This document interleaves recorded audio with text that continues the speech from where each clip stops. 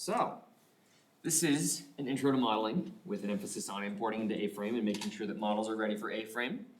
So, here's our little agenda for today. We're going to talk about what kind of 3D modeling is in general, some different styles of modeling that you can use to accomplish your desired result. We're going to talk about our intro into Blender. We're going to try to do a live import into A-frame, which I haven't done since I took this class, and then it'll just be work time for you if you want to try to work on it, see if there's anything we can troubleshoot with, but I'm definitely going to design this to be like, as we go, we can answer questions and stuff like that. So, this is the Bing like AI description of what 3D modeling is, which is very, very well thought out and clearly the result of a lot of intense training.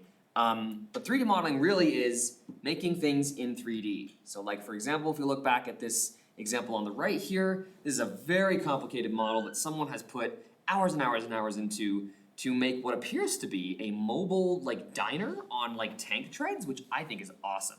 Very entertaining. So we're gonna make things in 3D. So there's a couple of different ways that we can make 3D objects. And there's like kind of three that I like to talk about, which is a mesh versus a mesh and a surface modeler. So these are things like Blender and SketchUp. So have you taken Form yet? Are you planning on taking Form at some point? No, I'm just doing the minor, but Okay. I usually use Rhino to Okay, model. so that's a good tie-in. So Blender and SketchUp are mesh and surface modelers. There are volume-based modelers out there. One of them is called WOMP, which has kind of been hitting the scene recently, and it's quite popular with Atlas students, I've noticed. And then there are CAD softwares, and Rhino is a CAD software.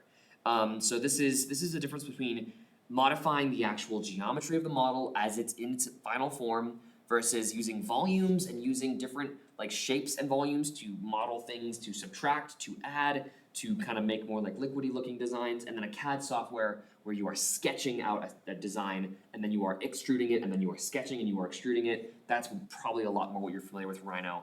And luckily, I'd say that Blender and SketchUp, like the mesh and surface modelers, are closer to the CAD softwares than they are to the volume-based modelers. But today, we're gonna use Blender for a couple of reasons. It's free. It's been free ever since, well actually, the history is interesting, but it's been free for a long time. It is completely open source, so you can make your own things for it, and people are constantly adding plugins and things for it. And if you go on YouTube, you could probably like spend the rest of your life watching Blender tutorials and have some Blender tutorials to spare. So there's just about a tutorial for every possible thing you can do. It's a huge knowledge base, amazing documentation, but the big thing is that it's free and it's open source. So, do you have Blender downloaded? Yeah. Great. So for our potential digital folks who are gonna watch this after the fact, pause here and go download Blender. Hi, AJ, good to see you. Good to see you too. Cool. So, you got Blender downloaded, do you have Blender 4.4? Oh god, no, I have 4.1. Oh, that should be fine. It should be pretty transferable. So, we'll escape here. I'm just gonna show off what WOMP looks like really quick. WOMP is a volumetric modeler, the goopiest way to use 3D software. If I try this, I just wanna like try something real quick. Just to, yeah, sure. Ah, yes. No. We're just gonna try it out real quick. So like this is something that's very different than what we normally do. Come on. Yeah, okay, do I need to click? Be patient. If it doesn't happen in the next 10 seconds, I'm leaving. There we go. Wow, look at that. So we can look around in this 3D space. We can see, we can like manipulate this sphere here, move it into the cube, and we get like a whole different shape. And then if we add like another thing, let's add droplet, sure. Wow. If we move it into here, it's not actually interacting with this because I suppose we didn't specify it to. Do we need to move it in here and now is it interacting with it? Kind of, yeah.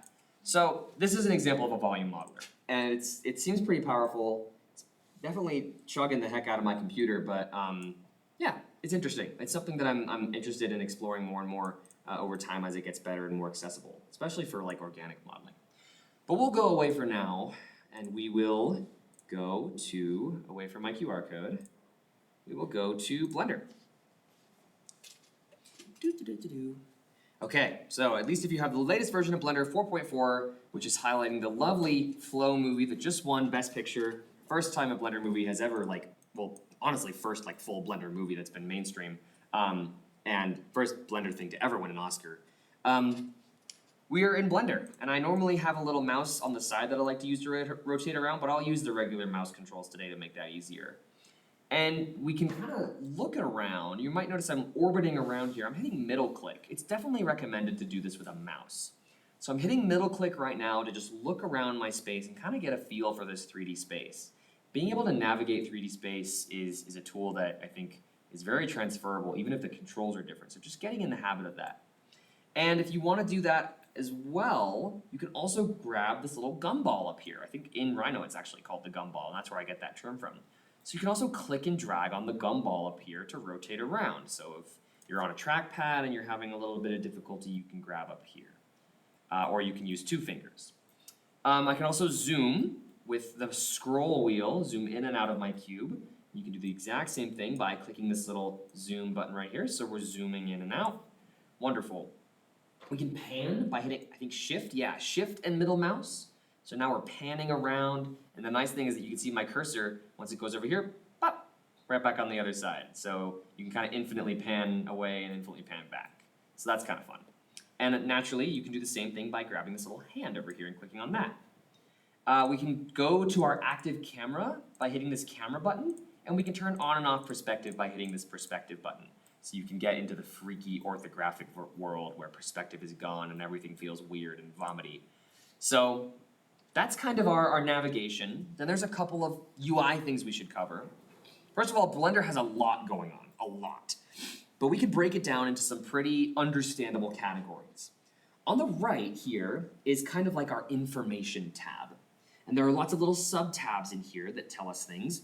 You can see right up here, we have kind of like a file system where you can see we have a collection and we have 3 things. We have a camera, we have a cube, and we have a light. And these 3 things are all in this collection and they're all in our scene, and these are the only 3 things we see. Then on the right here, you can see we have a bunch of different information like render and output and view layer and scene and so much stuff that's probably overwhelming, but luckily we don't have to worry about that too much right now. Then on the top, there's all these different windows, and these windows, if they load, are also all very complicated and different, and luckily they're all quite specific. They're all made for very specific tasks, but luckily all of them can be done in this first window. So they're great for specializing, like for example, if you want to sculpt something, if you want to do 3D sculpting, you can hit the sculpting tab, and it's very much, this space has been optimized for sculpting. You can do the same thing in here. I'll show you how that goes in a second.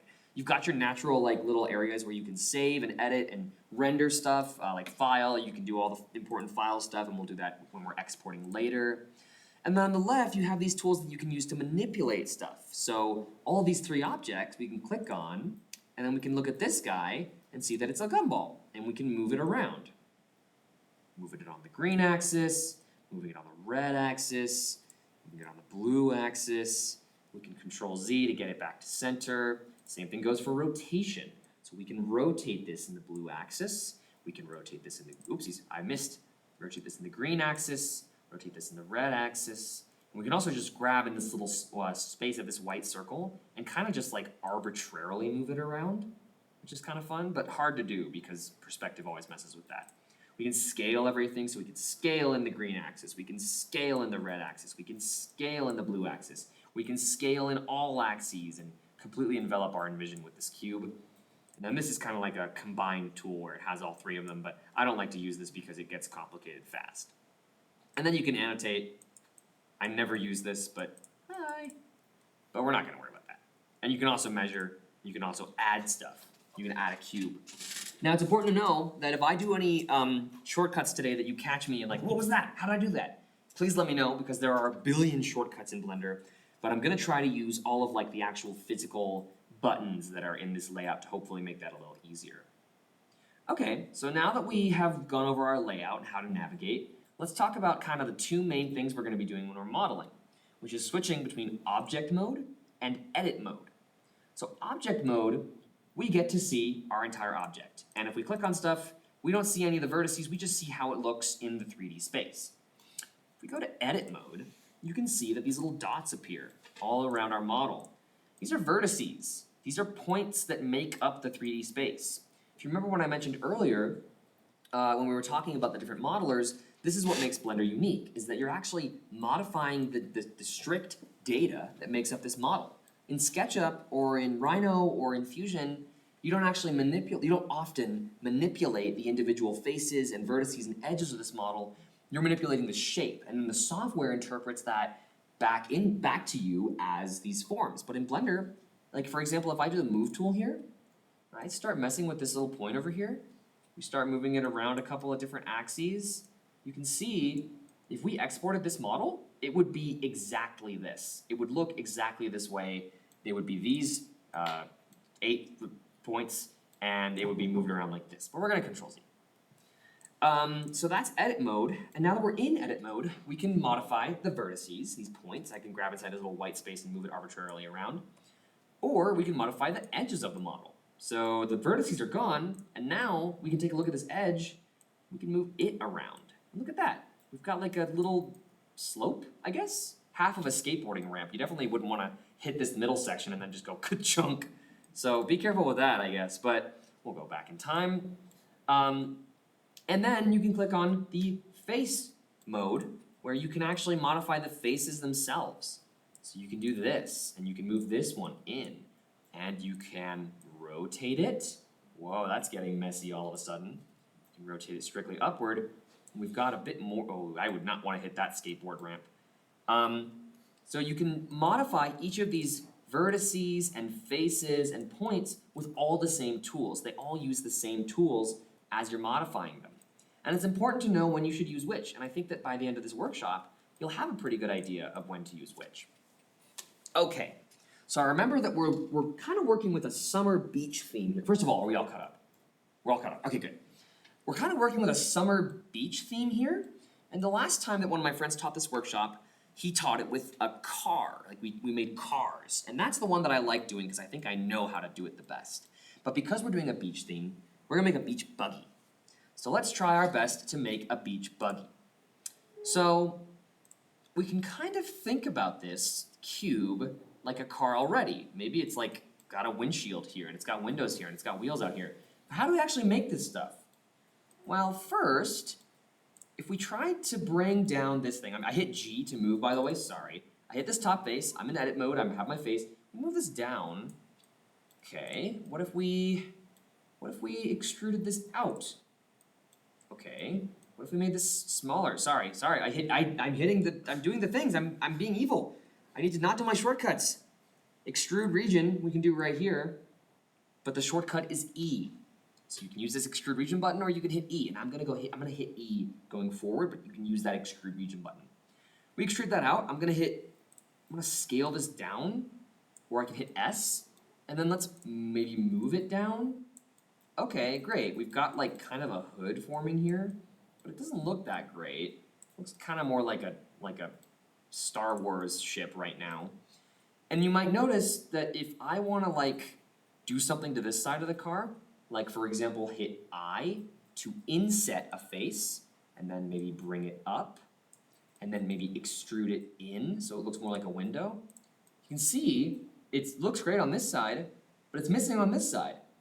Well, there's a great way to fix that. We're gonna go back in time to just before we had our cube, and remember how I talked about that information tab?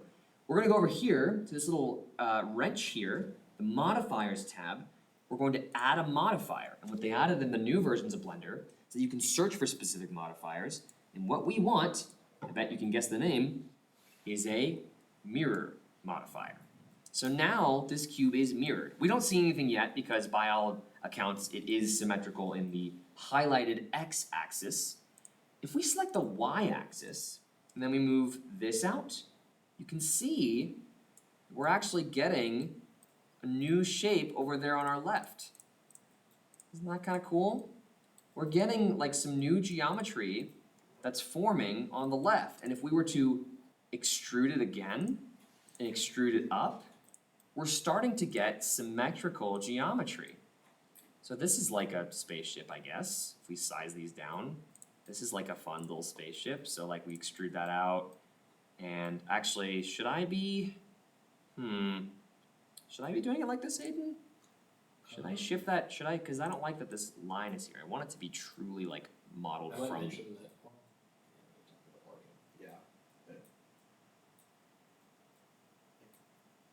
thinking because it's gonna mirror where the origin of the object is, so I'm thinking if that's relevant. I think shifting it over is probably good. Yeah. To also visualize like, here's the line of symmetry. Sure. So what Aiden and I just talked about is moving over our object real quick, such that the origin, the origin of this object, which you can see in the middle, such that that origin is kind of down the line of symmetry of this object. So what we're gonna do is before we apply that mirror modifier, we're gonna scoot this over, maybe like right about here, because we have merge on. And the origin of this object is now over here. We want it to stay in the center. So this is kind of a tricky step. We're gonna right click, we're gonna say set origin, and we're gonna say origin to 3D cursor. Unless you manipulated the 3D cursor, that little red thing right there, it should still be there. Let's do apply location. That's true. We can also do Control A. I'm just gonna do all transforms. And what that's gonna do is it's gonna set our origin back to the middle.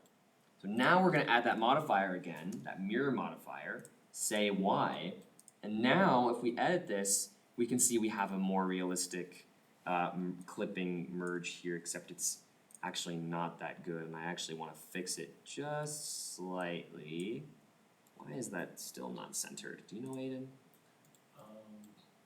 Is it because your edge is still over It might the X be. line? It might be. Let me actually do this then and move it a little bit. Oopsies, I'm moving the face. Let's move this a little bit farther away and actually make it like right here. And then say add modifier mirror and then say Y. And there we go. Now if we edit this, that line should be, oh, it's not. Why is it not centered? It should be centered, right? Clipping, is that relevant? It's not making it Drag better. them into each other until they stick. It's usually an edit mode thing. I'll grab Oh, you know what? You might be right. If we move these move these edges closer to the middle. You have those on, then once you, There we go. Now it's sent. Oh, wait, no. is the location apply though? Cause look, it's off its origin. You are so right. We need to apply all transforms. We need to go into here. We're gonna move this face into each other. Now that they're clipping in the middle, we've got exact symmetry. Were you able to replicate that? Yeah, I mean, I'm kind of doing my own thing, but I follow that. I have a question. Yeah. Are modifiers attached to like specific objects, or are they Yes. just like, okay, So they do apply to every object. okay. So they do apply to individual objects. So like if, for example, if we go back into edit mode, or sorry, if we go back into object mode real quick, and if I was to add, sorry, I keep doing the shortcuts. If I was to do add, and then I was to do a mesh, then I was to do, oopsies, like a UV sphere, you can see that if we move this out of the way, this guy has the modifier on, this one does not. Okay. It's on So- the end of Now you can add like objects technically inside of each other by adding them in object mode. So if we were to add that same UV sphere, I guess not. I guess mesh. I guess not. Add icosphere in here, just any arbitrary shape. You were to do that, you can see that it's still mirrored, and that if you were to go back into object mode, you can tab between them. But then you can see that these two are the same object. So that's how you could make sure that they're still applied. But we're not gonna do that. So we've got our object set up. It took me a little longer than I thought, and I apologize for that. We've got our object set up though. I tell people how to delete stuff in case they've accidentally extruded something too far and wanna go back. But of course, you can hit Control Z or you can select it and delete. Is that what you meant? Yeah, that like X is delete, I think that trips a lot of people up. Yes, there you go. X is delete. Cool. So, we're back into edit mode. I hit tab to get back into edit mode. We've got a pretty boring shape here. What we're gonna do is we're gonna start modifying this. So I'm gonna grab this outside face, scoot it in, and maybe grab this top face and scoot it down. And like we're kind of making a hood here. Let's move this guy. We're gonna extrude by hitting E or by hitting this button out. And then let's extrude this up. So we've got kind of a car shape going on here, except I'm not like in love with how it turned out, so I'm actually gonna hit shift to grab both these faces, scoot it in. I'm gonna grab this, I'm gonna scoot that, oopsies, scoot that in a bit. Now that that's in, I'm actually gonna like extrude that out. And maybe let's, what should we do? Well, this is where we can start getting a little creative. So we can grab these edges maybe of the front of the hood. Oopsies, we can grab this edge right here, so we got just this edge selected. And there's a bevel tool, which we can grab and create a bevel. And if we were to, while we were doing that, I hit Control H now, scroll with our scroll wheel, we can increase the amount of subdivisions of that bevel that we've got. And you might notice that every time that I've done something in Blender, this little window pops up on the bottom left. That's like, it's kind of like showing you what your most recent action was. So in the bevel, we can go through here, we can actually modify this stuff very intensely. So we can make the bevel width really small. Oops, I accidentally got out of it. So we can say segments, more segments, less segments, profile shape. We can make it like a weird shape, so it's like, do all kinds of fun stuff to it. Yeah, I know, really silly. Go back to 0.5. I think that's what the base one is. I have a question about that menu. Which one? This one? Yeah, the little recent stuff. Yeah. Whenever I like import objects from like Blender Kit, and I like recently I've been doing like a landscape one, and it gives you like a bunch of options for like random seed, noise, all that. And then if I want to like, let's say I like just made it, and I click away from it, or I want to scale it up just so I can see it at a different like scale, then after I've done that, it's just gone. Like, how do I actually get it back? Great question. Don't know. Sorry. I'm sorry. I don't I know. experienced a lot of it as well. That context menu is pretty like action based, and so as soon as you do another action, it's no longer immediately relevant. But there are certain times or plugins or things where like it could be relevant again, and you can't get it back. So I know exactly what landscape tool you're talking about. I've had this exact same problem, and like there's not a huge amount you can do about it. It's mostly just like per action. That's one of the feature limitations of Blender, unfortunately. But it's not like a you're not crazy thing. It's like a Blender just didn't think about it thing. So for those that might be online, we're talking about getting this little menu back up when we do something, and how that's not possible, unfortunately. So sorry about that. So we just beveled the, sorry. How did you do like the curving part with the scrolling wheel again? Yeah, so if we grab the hood of this guy, hello, welcome. If we grab this, and while I'm doing this, if I scroll with my scroll wheel, it should add our curve to it. Cool. So now we've got a curve for the front, and this is starting to look like more of a car. Now, let's grab this top one, and let's not necessarily bevel it yet. Let's just move it back so that we've got like more of a regular kind of profile shape. And let's do the same with the back of the car. We're starting to get kind of a beach buggy thing going on. It's flying together.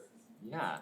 So now we've got this. This is really starting to look more like a car. I want it to be a little wider because I think beach buggies are kind of like, they're more wide than they are tall. So let's make it wider. Let's make it wider. Cybertruck 2. Yes, exactly. I love that. Cybertruck 2. Let's grab these guys and let's bevel them a Make a bit. Cybertruck in Blender. That's so fun. Let's grab these, and now we've got a bevel for the hood. And this is already a very, very much a custom car that we've got going on. I'm gonna bevel it again. I'm gonna bevel these bottom ones. Now you don't wanna get like super carried away when you bevel stuff, because if you observe this, watch this. Womp. What? What is that? I mean, it actually kind of looks cool. But it's horrible. Cause there's a thing in Blender, there's a thing in 3D modeling in general called topology. And if you look, this shape right here changes when you look at it from different angles.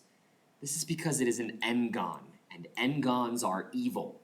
When I say n-gon, I mean kind of like polygon. This shape right here, this is a quad. It has 4 sides.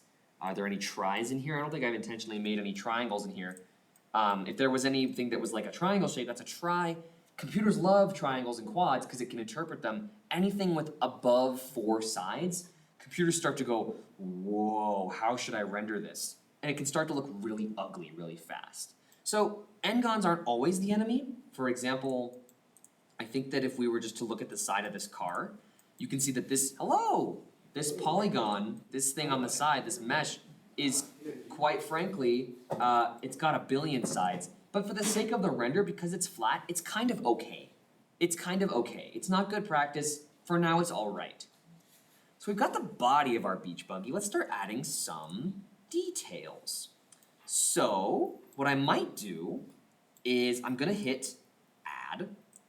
I'm gonna hit mesh. I'm gonna hit cylinder. Whoa, got a cylinder. Let's do a couple things. Let's rotate it. We're gonna say 90 for 90 degrees. So it's got our car currently has a giant cannon on the front of it. We're gonna hit S to scale it down to an appropriate size. We're gonna hit G. These are all things you can do over here in this menu, but I'm just doing it here.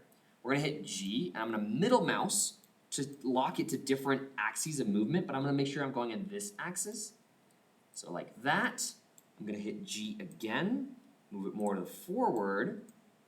We've got like a little headlight coming over. I'm gonna hit S to make it bigger. And now, if we wanna edit this, let's go back into edit mode. And again, this is a separate object. So you can see we can't mess with the other vehicle here. I'm gonna hit S to scale this down, G to move it in. Like that's a good size. G to move it in a little bit. Oopsies, oopsies. G to move it in. Look at that. We've got like a little beach buggy headlight going on here. It's kind of cute. And if we want to make it a little more smooth, we can hit these little vertices over here. But you notice it's kind of hard to select all of these. If you hit Alt and then you click it, it should select everything.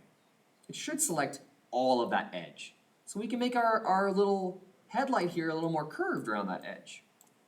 Okay, great. This kind of looks like a headlight. It's not horrible, but headlights aren't just like a flat face on front. They have bulbs. They have a bulb. So let's look at our headlight, and we're gonna hit I for inset. Just gonna inset our headlight, and now we've got this guy. And then if we extrude this out by hitting E, and then if we hit B again to bevel it, we've got like a little headlight thing. And I also don't love how it looks around this corner, like these sides. So I'm gonna hit Alt. Oopsies. I'm gonna go back into edge mode for this. Grab that, bevel that. It's a headlight, kind of. Looks more like a strange UFO, but I think it looks like a headlight personally. So cool. If you remember how we did this earlier, we're gonna hit Control A. We're gonna apply our transforms such that the origin of this headlight goes back to the origin of the world. And we're gonna hit our mirror modifier. You see right now it's mirrored across the x-axis. We want it across the y-axis. So now if we were to move it inward, it's actually starting to intersect with our car, but now it's clipping. Let's rotate them up a little bit. And it's gonna be weird since the origin is at the center now that we're manipulating these. But actually it shouldn't look forward. It should honestly just go straight in front. Look at that. We've got headlights. Okay, what else does a car need? Also, are you caught up to this point? Are you feeling good? Yeah. What else do they need? Like windshield wipers. They need windshield wipers. Well, they need a windshield. I mean, I guess they need windshield and wheels. Wheels, yeah, okay. Let's do wheels real quick since How we could just forget? shoot. Let's add wheels. Beach buggies have big wheels, like big wheels, Mobile wheel. and they also have wheel wells. So let's maybe how can I make wheel wells in a way that is nice and easy? Huh? Boolean would be great. Yes, actually. Let's do another operation that's kind of crucial to modeling. We're gonna add another cylinder. We're in object mode right now. Let's stay in object mode. Let's do Shift A, mesh. Let's do cylinder. Let's rotate it, hitting this little rotate guy. I'm gonna type in 90 for 90 degrees. We're gonna move it over. We're gonna make it smaller by hitting S. Move it, move it. I like to move it, move it. That's awesome. And we're gonna move it and we're gonna make it so that there's a big old wheel well down here. You can see it's kind of sticking into the model, which is good. And what we're gonna do now is an operation you're probably more familiar with because of Rhino. We're gonna do a Boolean. So we're gonna say add modifier. We're in the modifier menu right now. We're gonna do Boolean. And we want it to be a difference, not a union, a difference. So we're currently operating with this object. So we're gonna say object that we're gonna Boolean with, it's a little dropper tool, this guy. And if we apply that and then delete it, we've got a wheel well in our model. That was pretty sweet, right? But actually, instead of deleting this, I'm just gonna scoot it back so that we can make another wheel well of the same size, because I think, well, actually, let's make it bigger, because the back of the car probably has bigger wheels than the front. You just touch on for people online that like a Boolean is basically a cutter object. Yes. And like that's what that means in Yes. this context. Yes, Boolean is a cutter object. It kind of leans into the true-false nature of the word Boolean in coding. And Aiden made a good point by pointing out that Booleans accomplish a cut or a union because they either combine or subtract from objects. So we're gonna do this again. We're gonna do difference, hit U, oh, difference. You Oh, are I'm selecting your Booleaning cutter the wheel. Ah, thank you. Boolean, difference, object, wheel. And if we were, oh, I need to apply it. And if we hit apply, and if we click on this, got two big old wheel wells for our car. This is starting to look like a car, in my opinion. So let's actually add in the wheels. Let's add in another cylinder. Let's rotate it 90 degrees. Let's move it around. Let's move it back down to here. It's also worth noting that you can name these things. That's a wheel. Those are the headlights. That's a wheel. This is the body. It's good to name things, so you can go in here and you can click them. Let's make this wheel fit this wheel well, pretty decently. So let's scoot it. Let's scoot it. Let's go into edit mode and let's scoot in its side here. So let's hit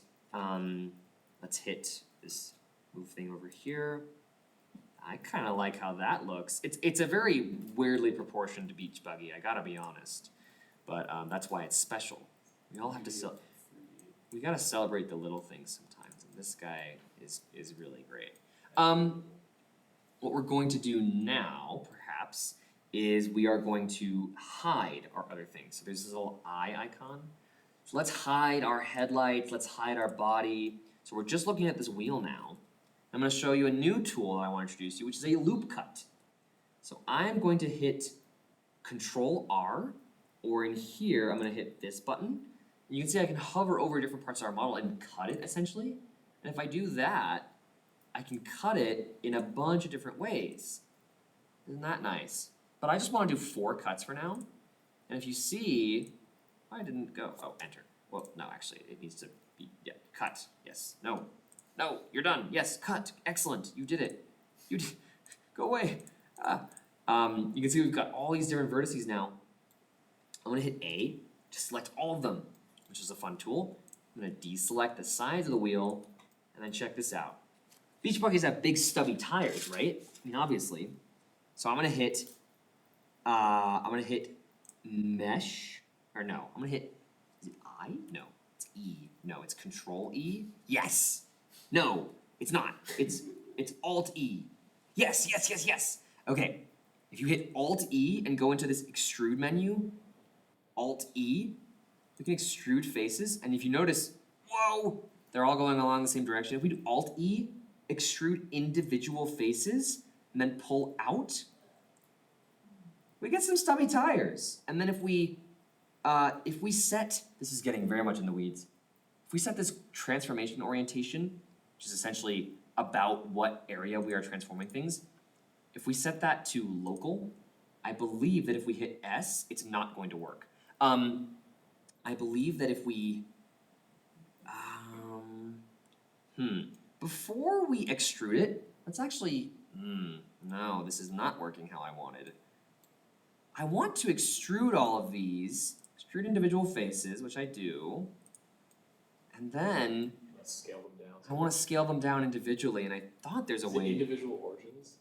Isn't that in the top? in this. Yeah. Right. Oh, you might be right. Visual origins, I think. Let's set this back to global. If we set the transform pivot point to individual origins, he's right. Thank you. That's what I was looking for. I love being right. So now we can see we've got a tire. So just to review how that process worked. I had all my things selected. I did not select the sides of the wheel. I hit Alt E, extrude individual faces, extrude them out a little bit, and then I went to this setting right here, which says individual origins, which allowed me to then scale all of them by hitting S. And we got some nice stubby tires. Now, something that I like about beach buggies is that their rims are pretty funny and old-fashioned. So I'm gonna just change the setting back to 3D cursor. Or whatever it's normally. Is it? Bounding box center is usually the. Is it? Okay. Yeah. Just what it's the center of whatever you have selected. Sure, so yeah. it's gonna- So what I'm gonna do real quick is I'm gonna inset this circle here. I'm gonna extrude it out. And I'm gonna click on this edge. Remember, Alt click, hit bevel, Control B, bring that in. It's like a little rim. It's like here. Let's actually only do one bevel like thing here. Control B. Wow. Let's only do one. Because honestly, I think they're more conical than they are anything else. Yeah, it's like one of those. It's like an old-fashioned rim. Yeah, we got a wheel. If we re-enable our car, the wheel is so detailed compared to the rest of the car, and honestly, the proportions are kind of horrendous. But what's nice is that, as always, we can hit Control A, all transforms, and if we add the mirror modifier, we can mirror that across to the y-axis, and there we go. We've got some wheels. Let's actually hit Shift D to duplicate our wheels. So now they're in the back. If we make them bigger, you can see they're getting bigger in a kind of a weird fashion. We scoot it up a little bit, and then scoot it to to this way a little bit. And see, we've got kind of a silly beach buggy. Look at that. It's a beach buggy. Thank you. I'm here all week. I will be here all week. Now, let's finish this up by beveling out like this whole edge here. So like I'm gonna hit Shift to bevel all of these parts of this, and you don't have to do this step, but I want to. I'm gonna Control Z to go back to my old selection. Shift. That looks good. I wanna make sure I don't do this one though. Unclick. Let's see what happens if I try to, oh no. This is where you might need to get a little, I don't know if our bevel's gonna work. No, unfortunately, our bevel cannot work on all of these edges at once because of the way that we modeled this. That's okay. I think that if I just do these two, it should look, okay. Huh? I have an accidental habit of accidentally making Mad Max vehicles whenever I do anything. That's my problem, I guess. Oh no, I made another Mad Max car. This is not good. This is not great. Let's try this. No, it's not working really. That's okay. Sometimes you just gotta start over, and if we had more time, we'd totally start over, but we don't, so we won't.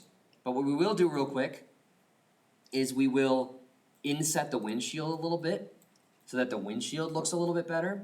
So I'm just gonna really quick hit I, and then I'm gonna drag this little corner into the over to the left, just so that it actually like kind of goes all the way into that merge that we have over here.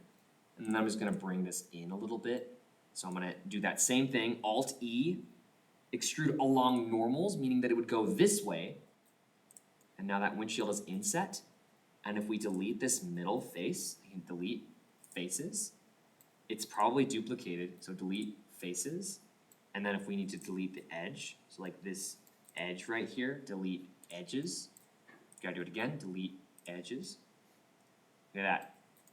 We have got ourselves a very, very strangely proportioned beach buggy.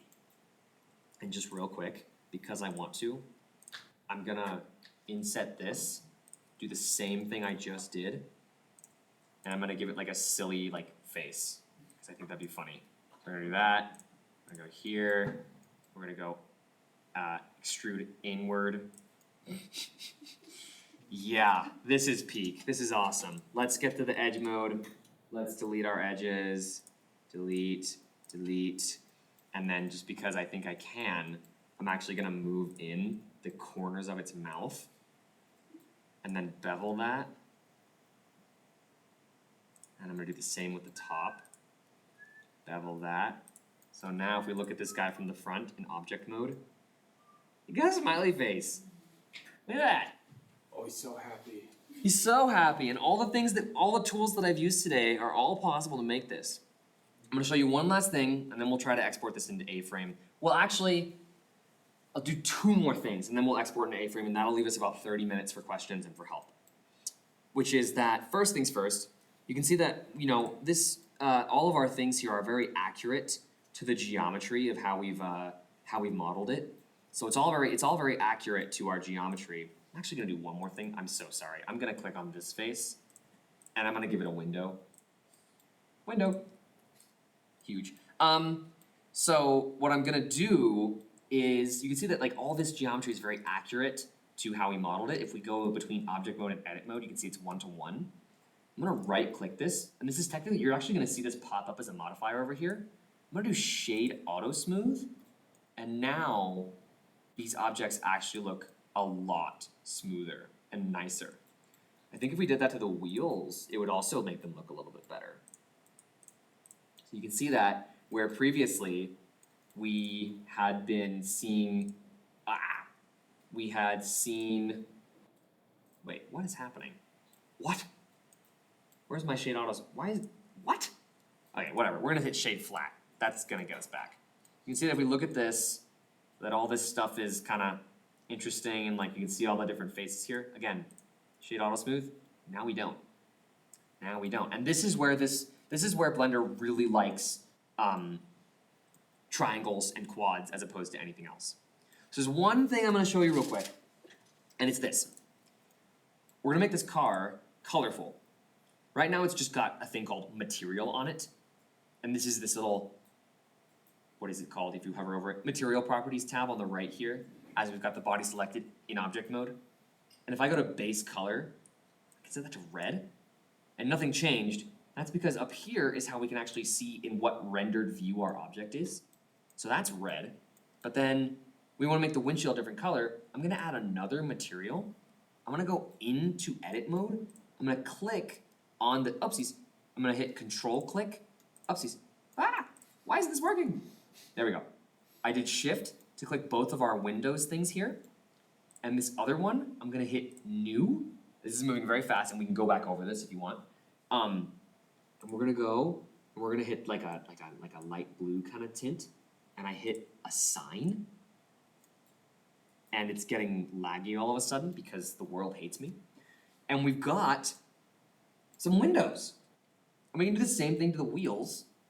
Let's do this, let's make it, add a new material, let's make it black, and then let's click on this, and then like all of these guys, I'm gonna hit shift click, and then hopefully just select all of these. We missed one, I'm gonna hit control, I'm gonna hit click, cool. Now I've got that selected, I'm gonna add another material, I'm gonna hit new, I'm gonna make it gray, I'm gonna hit assign, got rims. I'll do the same thing really fast to this other one. I'm gonna actually reuse that black material by going in this little menu here. And then I'm gonna select, and you can actually use different selecting things by hitting W. So now I have like that, but if I hit W, I can actually like do this with like a little drawer tool. I could have made a little lasso. So that's kind of akin to Photoshop, which I know image students use a lot. So we'll add another material, we'll use the same one we used earlier, we'll hit assign, and now we've got this, and just because I want to, we're gonna do that same process with the lights, but actually we're not, because I don't think we really have time. That, my friends, is a beach buggy. Got a beach buggy. Thank you. It's not my best work, but it is a beach buggy. What we're gonna do now, we're gonna try to import this into A-frame, because this is potentially the most important part of the workshop. So we should have saved this a long time ago. Let's hit save as desktop beach buggy. Beach buggy. Blender will crash. Expect Blender to crash. Always. Always. Get our beach buggy. Let's do this. We're gonna go File, Export, Wavefront, otherwise known as .obj. Click on this, put it wherever we want, into my downloads, beachbuggy.obj. Export wavefront obj, and this is where I will need the image people's help. We've exported it as an obj. If we go to A-frame, I'm reconnecting. Like with your roots or like today, friend? Well, it's with my roots, honestly. I mean, it's really a great time to do that. I go to Assets, right? I go to Assets, Is it true? upload an asset, Oh, yes. downloads. Did I put it on my desktop? Did I put it on my desktop? Downloads? Did I put it on my downloads? Did I? Let's go to my desktop and ignore all my headshots. Beach? No. It's loading up downloads. Beach? Where did I do it? Let's try it again. It's export obj. I did downloads. It's in there. A-frame is just not picking it up as a thing that I can. There we go. I had to hit all files, I guess. Oh, is it because it's got exclamation mark? Yeah, it's not. Did that mess it up? It might have. And we're gonna need to import the beach buggy obj. Open. And the beach buggy all files. MTL. MTL is short for material, and this is how you apply the material to the object. So an MTL file, if you download rich text editor and you look in an MTL file, you can see that it's a bunch of jargon, but also associated with either pictures, like it can be associated to a .png file, which corresponds to a specific OBJ file. Anyways, we've got an asset. I don't know what to do from here. Aiden, would you like to take over? I'll totally take over. Do you want me to? Could you take over? Yeah, you would know it off the top of your head, Jenny. Here it comes, ladies and gentlemen, our first guest lecture appearance on the C3D YouTube Oh my channel. God, round of applause for Andrew! Yeah, okay, so off the top of my head, I'm just gonna, can I zoom in? Let's Please do whatever you like. alright, so I'm gonna zoom in. So, real quick, the dad joke, every HTML document has what, like a human? A head and a body, dad joke, now you're gonna remember it. Okay, so there's the head, right? Open and close is what's highlighted there. There's the body, open and closed, okay? Inside of the body, you have the A- scene, open and closed, okay? Now at the top of the A- scene is where you want to do two steps. First, you wanna load this new asset up, then you're going to render it, right? You're gonna ask it to actually show up in the world. So at the top of the scene, I'm gonna click, I'm gonna go down, I'm gonna say, okay, now I'm going off memory, so Aiden, I'm gonna need you to just like look at the code and tell me if I'm doing it right. So A-assets, oops. And There's then a specific one for OBJ files. I believe this is the step one, which is A-assets at the top, open and close, and then inside the A-assets I just created, I'm gonna do an A-asset-item. Okay, that worked, so that's good. Now what I need to do in the opening tag of the A-asset-item is to add two parameters. One, so this is inside of that caret, right? I'm gonna put a space and say ID equals, and then the quotes, I'm gonna name it, right? I'm gonna call it something. So I'll call it buggy, right? And then I'll put another space and I'm gonna say src equals, and in the quotes, now the src or source is gonna be the link to the actual file, right? So if I go back to the assets, I gave it a really awful name, didn't I? we'll save those exclamations if it gets upset, but that's We were just okay. excited, it's okay. I Yeah, was you were excited, which is amazing. It happens to the best of us. Yeah, so if I click First time? on Oh, that, if I click on this, it's already giving me a URL, right? So I can also click on copy URL. Now I can rename too, so if we need to debug, we'll go back and rename, but Sounds good. I'll go back to index.html and in the src, I'm going to paste, right? And then, so now we've loaded this up in theory, right? So if I go to preview this world in a new window, you'll see it's just the basic world, but we don't actually see the buggy yet. That's okay, because we've just loaded the buggy. Now we need to actually call the buggy, right? And so if I go back here, that other code that, I'm gonna again try and do it off memory. Let's see if I can do it. Go here, I'm gonna say, Let's start with an A. A dash obj, yeah, okay, A dash obj dash model, okay, not object, it's Oh model. yeah, you remember that off the top of your head. Okay, so by the way, just a quick reminder, we're working in a web-based text editor, so what's really nice about this is, you'll notice if I just undo for a second here, that as I'm typing this out, it's like, this is not a real thing yet, right? Like, this is what this red dot is. So if you hover over it, it's like, hey, you're missing a special character, right? The other really nice thing is that as I finish writing this out, if I put that, it's missing that caret for the end of the opening tag, as soon as I'm done writing the tag, it'll automatically give me the closing tag, right? So here's the closing caret of the opening tag, boom, it gives me the closing tag. Now, inside of the opening tag of the A-obj- I'm gonna go inside of it, right after the name, put a space, and in this case, I believe I need to say src source, Aiden, you can correct me if I'm wrong, with quotes. I'm now gonna call that ID that's up here, right, that says buggy, and the way to call it is to say pound, not hashtag another dad joke, and in this case, it's always better to copy paste, but in this case it's simple, so I'll just type it, B-U-G-G-Y, right?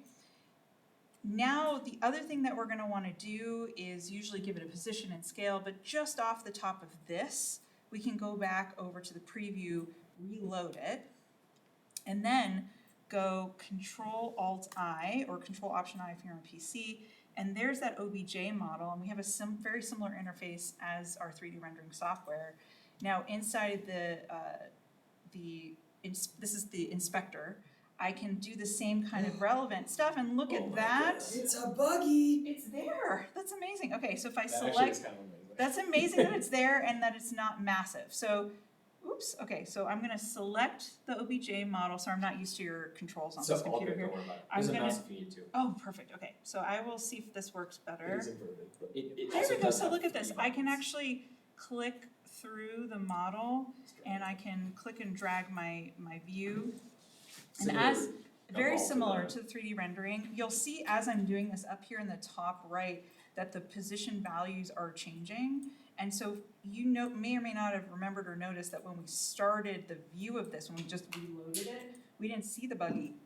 We saw these guys, the buggy was behind us. So if we wanna see the buggy, we can grab the blue tab here, the blue arrow, and go back like this, maybe go a little bit to the left, go up in the plane, and we'll see here the position is roughly, the X is moving it to the left, -2, the 1.3, let's make it like a even number, we can also type up here, so if I click on this, I can say like 3, right? Maybe that's a little too much, 2.5 maybe, if I click on it once, 2.5. Close enough, just for the sake of getting there. And then the negative number here is what's pushing it back so that when we start, we see it in front of us, right? So now, this is not gonna save, I'm just gonna remember it, right? So -2, 2.5, -3.5, right? So if I go back to the code, I wanna go in this opening tag of the OBJ model where I have the source, I'm gonna put a space, I'm gonna say position equals, and then inside of it, it's XYZ. So -2.5, what did we say? Maybe it's still there, -2.5-ish, -2, 2.5, -3.5. So -2, space, 3.5, space, -2.5, okay? No commas, just spaces. Now if I go back here and I just fully reload this, there it is. Nice.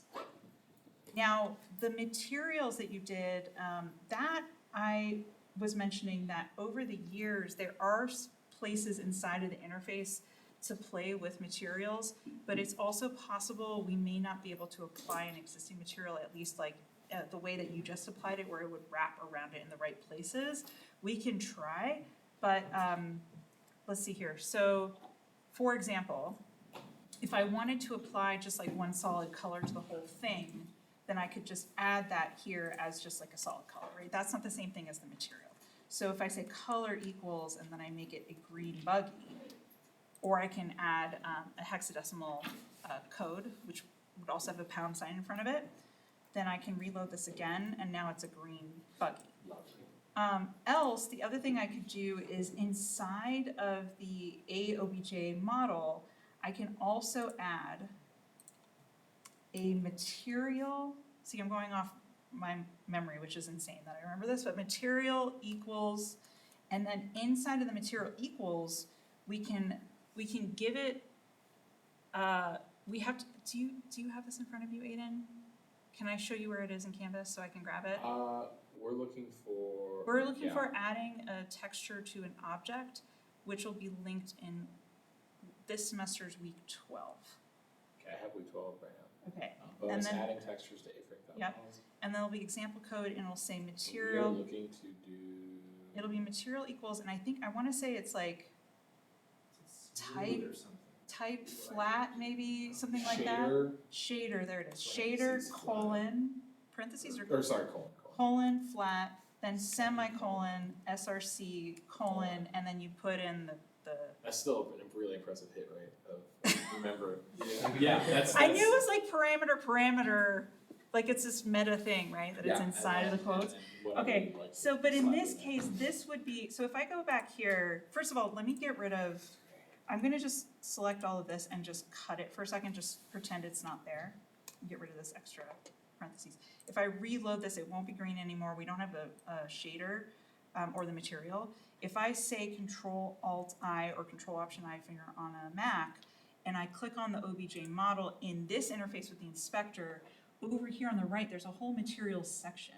And in that materials section, in the past, this has been a lot easier. If I scroll down, in the past, there's been a section where we can load up a specific file. And typically what we've done is we've loaded up a specific, so here's the SRC. In this case, the SRC typically has been not the file type that we just saw you export. MTL. Yeah, it hasn't been the MTL, it has been literally an image file that wraps around like a texture, the way that our built-in shapes can have a texture wrapped around it. Okay. But this, even in this interface, it has stopped working in the last 2 years. I might try it anyway, just for the sake of funsies. Is there, if you scroll down a little bit farther, is Yeah. there an option, not there we, yeah, Look at MTL. MTL. Oh, Can look we at that, link the MTL? let's do it, okay, Holy so. free holy. If I, now in this case, it's not, so, okay, let me go back here, go to assets, grab the link for the MTL, copy the link. OMG also, I just have to say that the fact that there are 4 exclamation points in these file names and they're still loading is incredible. Yeah, of So course, I'm gonna- A-frame can do that, but it Right? can't do like anything else. Oh my god, so I'm gonna paste that here. Whoa, okay. Lovely. Now, This is okay, but huge. now what I'm gonna do is I'm It's a gonna big deal. hover over here, copy to clipboard. I don't know if this part will work. This has been buggy. Pun intended. Another third dad joke. Ben, Okay, so if I click on this clipboard and then go back over to the code and see if I go back to index, if I paste, I'm just gonna paste just somewhere random, right? Like just on its own line. Let me hover over so you see where I am. If I just paste, let's see what it did. It pasted, oh my god, it pasted the parameter. OBJ model equals OBJ buggy. So this is very similar, by the way, to this, right? So it's like OBJ buggy, but with MTL, like this is all kind of the meta thing I was saying before, right? So if I grab this whole thing, cut it, and I paste it inside of the opening tag, and paste. Let's see if that works. Okay, so if I go back here and I reload the whole thing. This is Yes! Oh my! This will be getting demoed And in how did next you- week's How did you recitation. export an I like image? genuinely want to cry. This is really amazing. That What's that? worked very well. Did you say what was the How did question? you export a material file? Okay, sure. That was Yeah. in Blender export setting. So when you, hi Nathan.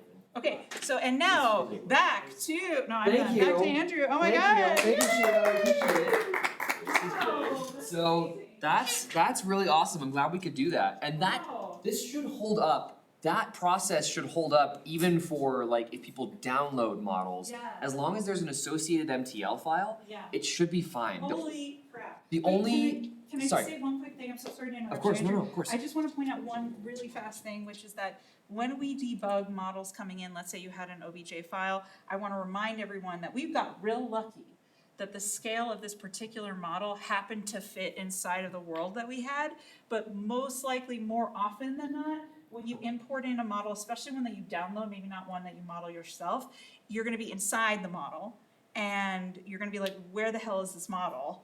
And so the step before the step I just did was in the world itself. If I just reload it, I would bring up Control-Alt-I, the inspector. I would click on the OBJ model that's listed here just to see that it's there. Then I would play with the scale until I saw it. So in case you import something that's too big, play with the scale here and I would recommend you zoom out a little further, and in this case, we're gonna pretend that when we import it in, I'm saying 100 instead of 1, right? 100, 100, I know. The world's longest speech buggy. I know. So it's, See, but so now, like, we still see it, but like, usually you're not even gonna see anything, like no clue. And in that case, what you're gonna do is you're going to say like 0.5, 0.5, 0.5, and just keep going smaller and smaller until hopefully you see something. Oops, sorry. What just happened there? Do you guys see you're that? clicking the, no, not clicking the buggy. You're clicking one of the other objects. Oh, the sky? I made the sky 0.5? Let's undo that. Oh my gosh.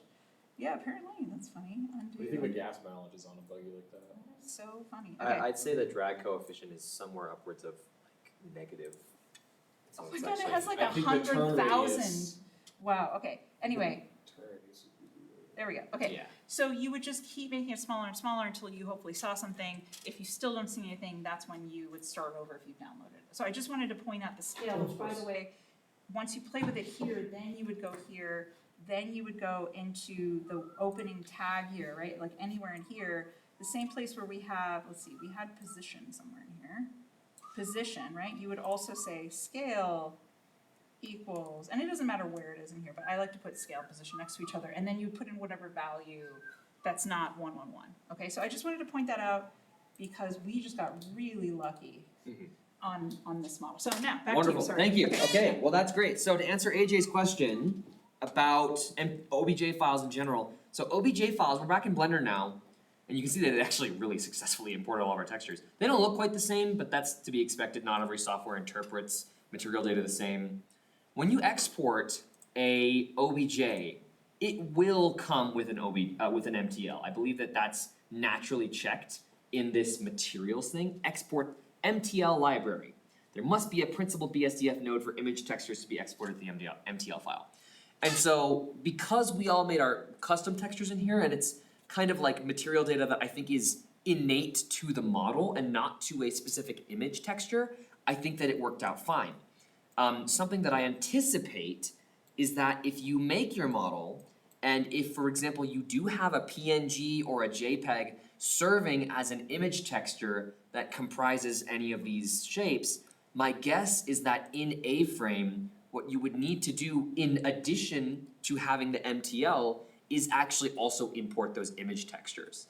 And when I say that, because when I did this assignment a long time ago, I basically imported spheres and then scaled the spheres in A-frame and then I added into this area, I added in a bunch of high quality image textures. I believe they were equirectangular PNGs, and then I applied them in A-frame. But my guess is that if you have made a model or if you're importing a model from Blender, that beyond having like the natural way that A-frame can apply a image to the way that it interprets a UV unwrapped model, and this is getting very in the weeds, my guess is that you would also need to include those images in here. So that you would not only have the OBJ, you would not only have the MTL, but you would also have the PNG for the tire texture, or the PNG for the paint texture. And I say that because I happen to have a stupid amount of experience with OBJs and MTLs pointing to PNGs, because I do this at the planetarium all the time. In which case, if the images that are associated with the things that the MTL is pointing to, think of the MTL as both containing texture data and pointing to other texture data. Consider that if you do have images, they will need to be in here, and that will probably fix any kind of missing textures or missing images that you find when you go back into here, should there be a texture here. But otherwise, that's pretty much it. I think that covers modeling and it covers importing, so yeah, we'll wrap up. We'll leave the last 20 minutes for questions, and thank you all for watching.